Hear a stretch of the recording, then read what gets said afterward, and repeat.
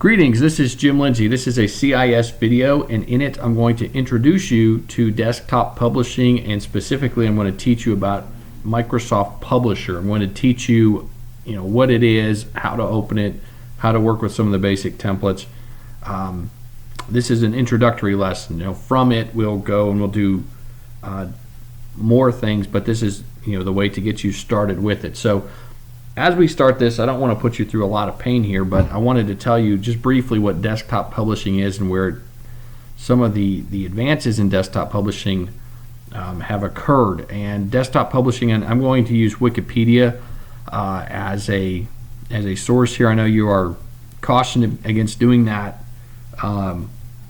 With term papers and research papers, you need to corroborate what you find. But everything I'm going to show you, you can corroborate it and find it in many other places that would perhaps be more reputable. But let's define it, and then let's talk about where it came from. Desktop publishing is the creation of documents using page layout skills on a personal computer. And so we're going to basically use software connected to a printer to create all sorts of different documents. And this was not always possible. Before the personal computer came about, and once laser printers came out, this became something that was feasible. Before that, if you wanted something printed, you basically had to spend a lot of money at a printing service, and those types of services would include things like Kinko's and Copy Trolley and places like that. But once the desktop publishing software and hardware became available to masses, this whole practice got to be very easy and quite accessible. So that's what desktop publishing is. Where did publishing begin? Well, way back when, before computers and all that sort of stuff, and even before typewriters, you had scribes. You think about like the Middle Ages and the Dark Ages, where people were actually writing with quills and pens. Think of Harry Potter, where people are having to write manually every single written document that gets created. And that's kind of fun to delve into, to learn about, and I won't make you do that. But the whole practice of where the term penknife, where did that come from? Well, when people wrote with quills, turkey feathers is a good example. You would use a penknife to sharpen up the quill of the turkey and then dip it down into ink and do your writing. And so that's kind of cool to learn about. And if you want to, you can investigate that in detail. But what I want to show to you is this. I wanted you to hear about Gutenberg. And Gutenberg created what was called the printing press. And this was a major innovation, basically, until he invented this, the movable type printing press. If you wanted something printed in mass produced, you would have to scratch whatever you wanted printed onto wood. Then you would roll ink over the wood, or perhaps stone, and then wood was used more. And then you would take pieces of paper and press those onto that board that you had typed, to scratch the letters into. That was time consuming. It was obviously not used a lot.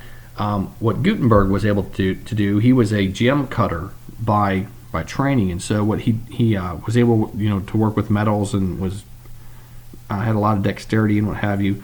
He basically created metal letters that you could then lay in trays, and then you do that same thing where you'd lay the ink over the top of that.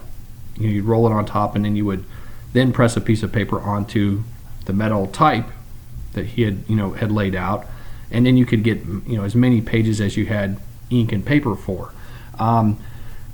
This was huge. As a result of the printing press being invented, people all of a sudden had a reason to become literate and learn how to read.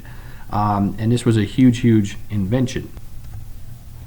What's interesting, I think, about Gutenberg is that he was a really terrible businessman, and he created these presses a number of times. And if you want to get into this article and read about this, you can. But he would borrow money and get the thing set up and get it going, and then he would either default on loans or make a bad partnership. And anyway, he died pretty much penniless. even though he had created this great invention that basically helped bring about a whole wave of people learning how to read and the mass production of books and newspapers and things like that. And so that's Gutenberg. That happened all in about like the late 1440s, 1450s.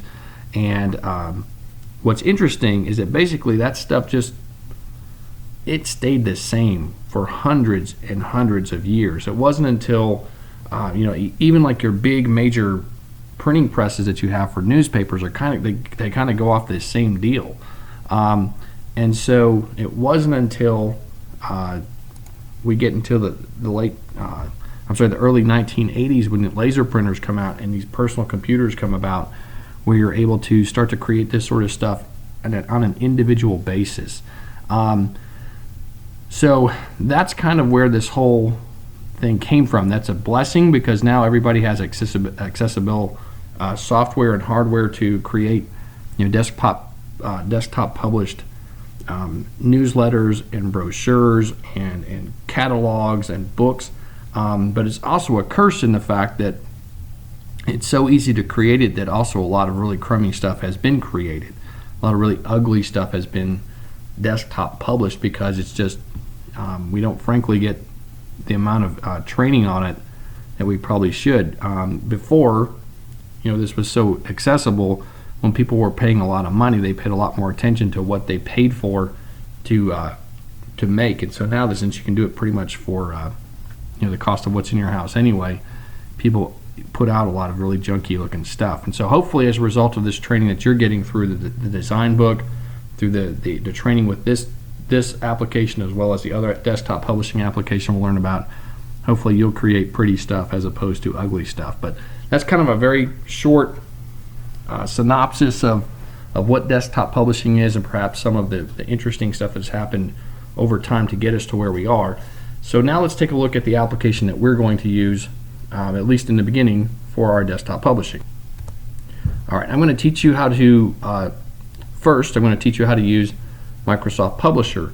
This is part of the Microsoft Office suite. And the way that you access it, you just pretty much would go through the same process you would go through to get to Word, Excel, or PowerPoint. I already have a shortcut to Publisher on my taskbar down here, so I'm going to click on Publisher. It opens up. It looks like this. And I love teaching this after we've already learned about Visio, because so many of the things that we're going to do are very similar in Publisher, and so I can actually teach it to you much faster now than I could have if I started with this application in the beginning. And so these two things complement one another very well. Think of Microsoft Publisher as just a massive collection of templates. You can, to see what those templates are, if you go to the built-in section here at Featured and then Built-in, it talks about advertisements, award certificates, coming in here, calendars, catalogs, business forms, envelopes, flyers. There are just many, many, many different starting points or templates that you can choose from and then start to just make the document that you need. So what we're going to work with is a flyer. That's almost, and if you ever look at any desktop publishing training document, it almost always starts with a flyer, because a flyer is a one-page document. It's really easy to just basically kind of get an idea of what the environment is like that you're working in, how to get just a basic command of the basic features available. So that's what we'll do too. I don't have you guys buy a Publisher book. They're expensive, and quite frankly, you're skilled enough with the Microsoft Office products that you can pick this up really fast, just with the knowledge that you already have of the other Office products. And so we're going to be working with the flyer template. Now, let me minimize this real quickly. I'm going to show you what I want you to. I'm going to walk you through the production of this flyer you see right here. Let me zoom out a little bit. We're going to make this flyer real quickly using Microsoft Publisher. And this is as you can see, and you can download this from Blackboard. This is something that this is a document that would be stapled to a bulletin board or a telephone pole. It might be put in a mailbox. It might be something that gets emailed out to people or put on Facebook or something like that. It's just a one-page quick announcement saying, hey, here's an event coming up. And your purpose with this document is to grab someone's attention immediately. This is not the place to put a whole bunch of text, and that's the biggest or the most common mistake that students make when they start to create these documents in this course. They'll put a whole dissertation on this page when you don't need that. Grab their attention, and then once you've grabbed their attention, direct them somewhere. Like in this case, as you look at this flyer, there is a resource here that tells you how to get detailed information about this event. And that's at that website, the www.bgballoon.com. If someone really wants to know all the details about this, they can go there on their phone or on their computer and get details about ticket prices and all that sorts of stuff, parking and all that good stuff. So the purpose of this is just get your attention. And you see flyers all the time for announcements about bands that are going to be playing, speakers that are going to be on campus and so on. So that's what we're trying to make. The picture is a copyrighted picture that I just pulled off of Google Images. You can see the watermarks in here, and so that's what you're seeing there. This is a JPEG, I believe. I'm going to show you how to create this document. So as you look at this, think about this. If this were Visio, how would you create this in Visio? Well, essentially what you do, you have a page, and you put some color on the page, then you put a picture, then you put a colored rectangle and some text. In this case, this kind of text is called word art. Then we put some more text down here. Then we have another colored rectangle and some word art on top of that for the web address, and that's it. And so we're going to put these elements together to create this flyer. So we'll come back to this as our guide. So I'm just going to take this and more or less minimize it. We'll go back to Publisher, and I'm at that that start screen. How did I get there? I'll close down Publisher, open up Publisher. There are featured as you start to use this, they'll see these featured things will start to populate. We can go to the built-in, and we come down here to Flyers. Click on Flyers, and then you're going to see all sorts of different choices within Flyers. And this would be the same if you went to newsletters or brochures. You have marketing flyers, real estate flyers, blank flyers, event flyers, and you would choose one of those that you want. And when you make that choice, you'll get a little preview over here of what it's going to look like. You can also select color schemes. This is really nice. If you're not especially gifted in choosing colors that complement one another, by choosing things like these different color schemes, it will start to put together a document with very complementary colors for you. Font schemes does the same kind of thing, and as we delve deeper into the design book, as we get into chapter 7 for colors, and then chapters 9, 10, and 11 for the fonts, you'll learn how to pick these out yourself. But before then, before we get to those chapters, these can really be really helpful in helping you locate complementary fonts and colors, because there are fonts that look bad together, there are colors that look bad together, and this helps you find things that are going to complement one another. So you choose those, whatever you're thinking about using, and it gives you that little preview right there. All right, now there's a couple other things in here that we can look at and should look at, and as you scroll down this, use a scroll bar right here, you'll see that in addition to color schemes and font schemes, you can also choose business information. I've not entered business information yet. I'm going to show you how to do that actually in a different place. So I could click on Create New. But what this is telling you is that you can create different sets of contact information in the software. So you may have one set of contact information for your job, another one for just your personal use of the software, another one, let's say you work with a nonprofit organization and you do some desktop publishing for them. You could have these different sets of like your work stuff, your personal stuff, your club stuff, your church stuff, whatever. And then from this drop down box, you can select whichever one of those is the appropriate entity for which you're making a document. and then it will populate the templates for you based on whichever one of those entities you're currently wanting to work with. You can do things like include mailing addresses. You can check or uncheck these things, and as you do that, you'll see the preview up here. You'll see the preview change. You can include graphics, exclude graphics. There are things called tear-offs and tear-offs with a flyer.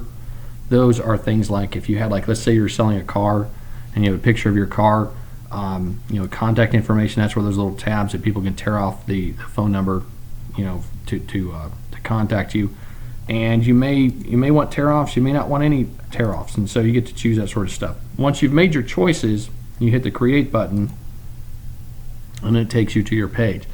And then now we're in the publisher environment. So let me show you one or two things about this, and then we're going to actually make a quick turn. So I'll zoom in to the page here, and every single thing you see on this page is referred to as an object.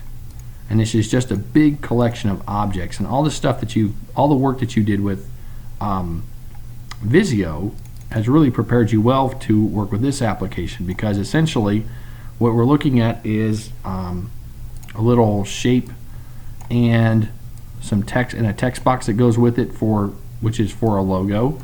If you don't want that, all you have to do is right click it and delete the object.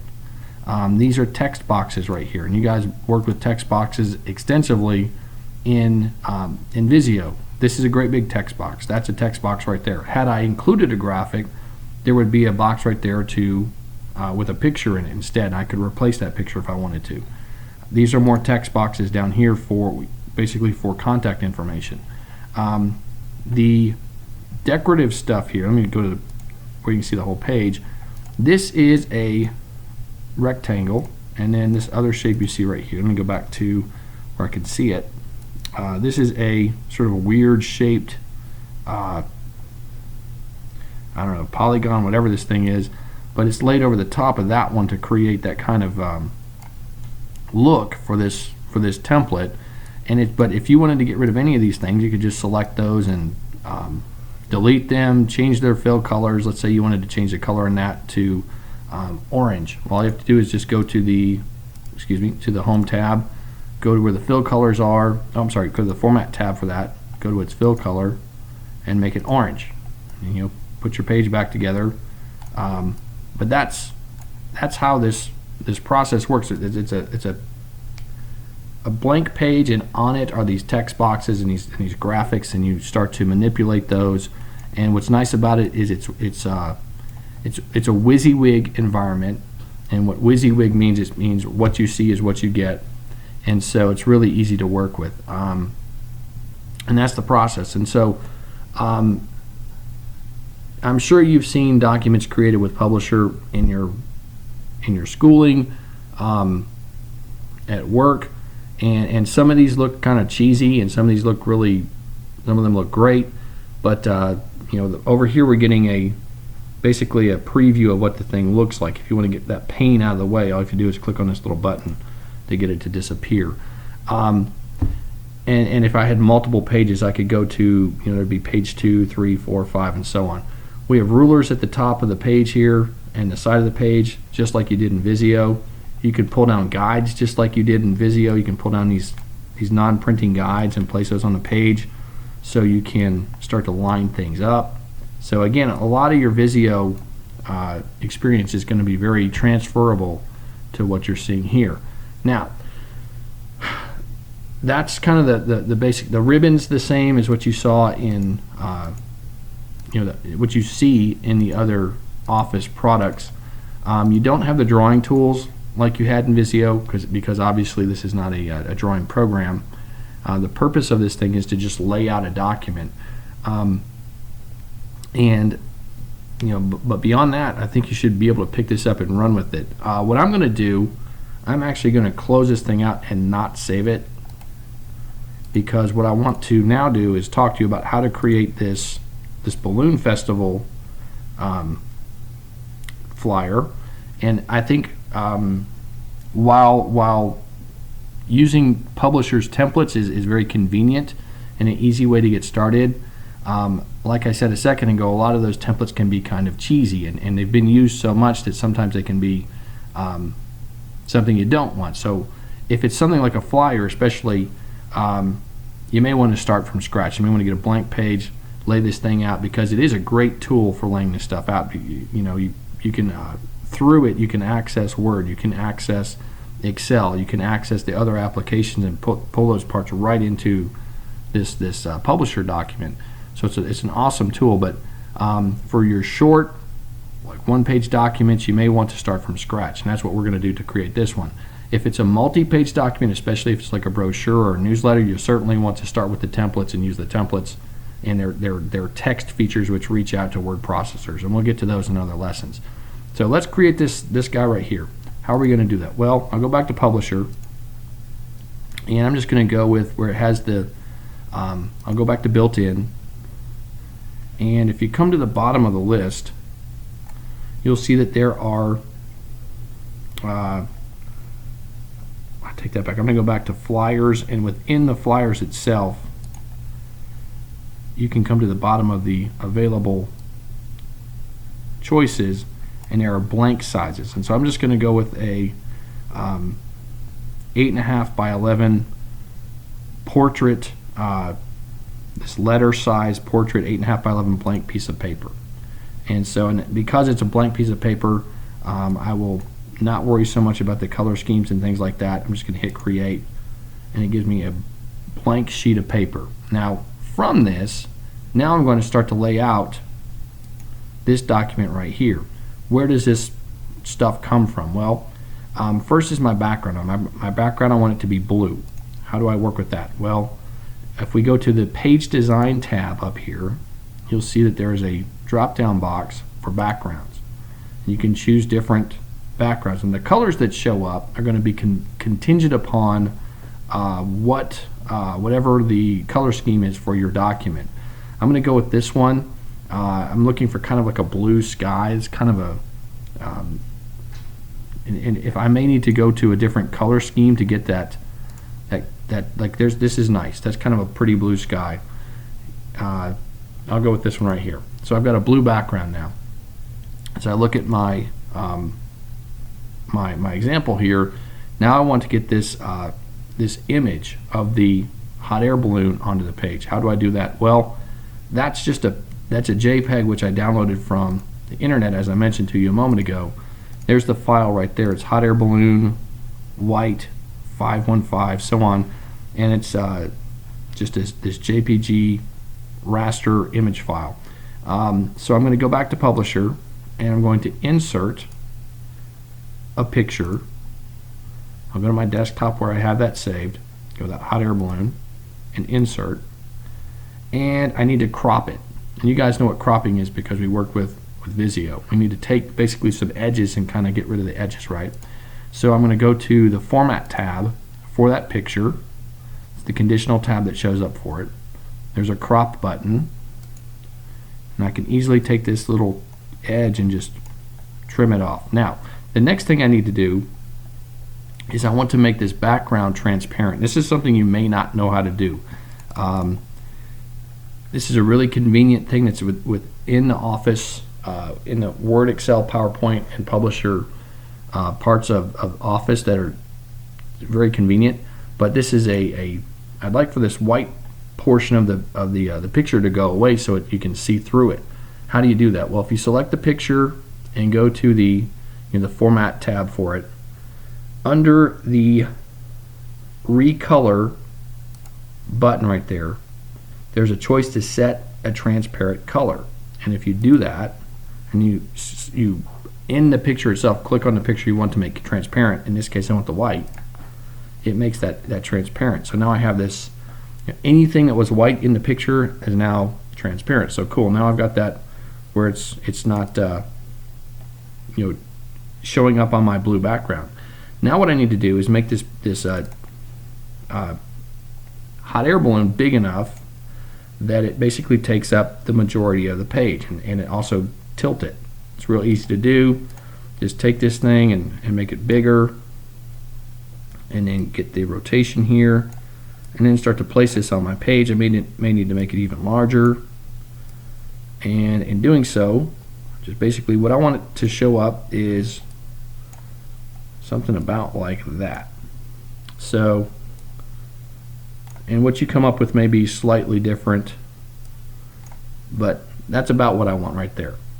So now I have my background and a transparent background in my picture placed. Now all I have to do is just put my black rectangles with word art on them, as well as this text box right here. That's easy enough to achieve. Come down here. I would like to insert, to get the rectangles in place, I'm going to insert a shape,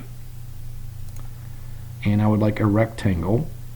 You see, these are rudimentary drawing tools, and I want a black rectangle. You can change the fills for that from here with a black background. I place that towards the top of my page here. You get a preview over here if you want to make that a little larger so you can see it. You get a preview of what that's going to look like. So I might take that up a little bit higher. And then on that, what I would like to do is, you can also use your rulers here. Say we put a ruler right there at the, so we know we need to get about up there. Now we need to put that word on there, Balloon Festival, and that's something called word art. And word art, it also comes from the insert tab of the ribbon. And you come over here, and I'm sure you've seen word art in documents before. Sometimes it looks great, sometimes it looks really cheesy. So be careful with it. Use it sparingly. You don't want an entire document made out of word art. That looks terrible. And also realize that word art is a picture. And so if you type in, let me show you, I'm going to go to word art, and these are different choices for what kind of word art you can have, and the shape of the word art. I'm going to go with this third choice right here. It's called like fill, white, drop shadow. And you type what you want. I'm going to put like red circle. I'm going to spell it wrong because I want you to see there's going to be no notice to me that, hey, you just spelled circle wrong. I'm going to put that up there in my box there. And so whatever you put into this word art box, so to get in there and modify that, you just double click it. We want to modify that word art. To get that change, you have to click on the word art and go to edit. Go to format for it and edit the text. And so what I want that to say is Balloon Festival. But make sure whatever you put in here, you spell check. You may want to copy and paste from a word processor if you're a bad typist, because when you run a spell check on this later, any errors in the word art will not be discovered. So you put that in there. And what's nice about this word art is basically it's set up to match the size of whatever container you put it into. So it's going to maximize this space for us, which is really easy. So we've got the Balloon Festival on there, and then next what we want is very similar little box down here for the web address of the bgballoon.com. And again, the reason I'm putting this white text and a black background on this colorful deal here is because of contrast. And one of the design principles you learned about was contrast, and so that stands out. And as you look at this preview over here, if you walked by this and saw it on a telephone pole, bam, Balloon Festival. Oh, I know exactly what that is. Along with this picture of a hot air balloon. So now that I have a black rectangle on the page, all I have to do is I'm just going to copy it. I'm going to zoom in so you can see this perhaps a little better. I'll select the black background, hit Control C to copy, and Control V to paste, and then just move it down my page. I'll try and line it up with I'll make the edges align of the two black boxes if I can. We worked with alignment. We talked about the alignment principle, and make this box where it looks good. Move it down our page. We need some word art on that for the www bgballoon.com. That comes from inserting WordArt. Easy enough. We'll use it to be consistent, to be repetitive. That was one of the other design principles we learned about. I'll use the same style of WordArt, and that's going to be www. Actually, you can even leave that out. If you wanted to just put BG balloon.com, you could do that because people know that it's www. You could put that down here and just size it so that it fits into the box that you're trying to put it in. It even adjusts the kerning of it, which is cool. Kerning is like the spacing between the letters themselves, which is pretty cool. So there we go. So we have that, and the only thing we have left to do is put on the page that it's the day it's going to happen, the time it's going to happen, and where. July 27th, all day at the airport, and that is accomplished through a text box. So we're going to insert a text box, draw a text box, put that guy on the page here, and that basically said July 27 all day, so July 27 dash all day, and put a return in there at BG Airport. And then all you have to do is just format that text. So select that text, make it the whatever size you want. You can do the alignment of it. You can change the color of it, and you guys are pros with that. So there's that. You could change the font if you wanted to, in here. And that's how that's how this flyer was created very quickly, and I think it looks pretty good. As you come out here again, what we're talking about, and to get the preview of it, if we go to File and Print, we're going to get that preview of what that looks like. And I think if I was walking down the street and saw that, that would catch my eye. That's my goal for what you guys, what you make. The way that you save your work here is you go to File and Save As, the same process that you guys have used for with all of the different Office products. And so we'll do a Save As, and then we'll close it up. Okay, so here's my Save As dialog box. Again, I got their Save As computer. I'm going to put it on the desktop. I'm going to call this Jim Lindsay Flyer, and save. And that's the creation of a simple flyer. Again, the way that I think you guys are going to learn how to use this well is to experiment with it. So, and I will give you opportunities to do that with your assignments.